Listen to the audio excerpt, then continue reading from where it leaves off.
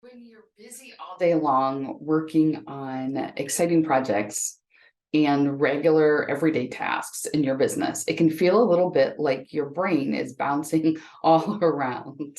And one of the ways that you can focus better and be more productive and give your brain a little break is batching.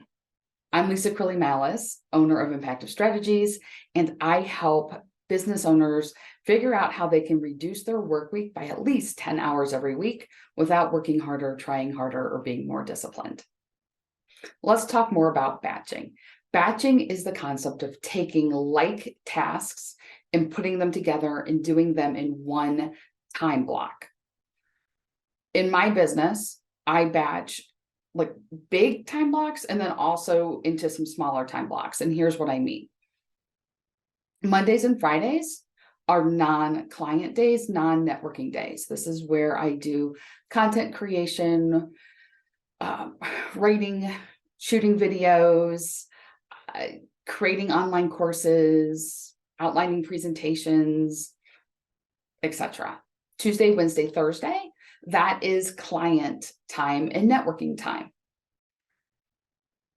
That's one way to batch. Then I also batch within those parameters, meaning when I am doing videos on a Monday, I'll do videos for an entire month. I'll also do the content that goes with that, whether it's blog posts or e-blast or social media blurbs, all of that also happens in one time. So the writing happens for a month in one block. The videos happen for a month in one block. That also then allows my team to batch. They can edit all the videos at once. They can edit all the content and load it into MailerLite all at once.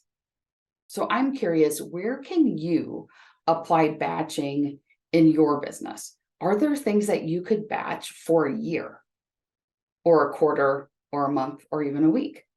Go ahead and post in the comments below.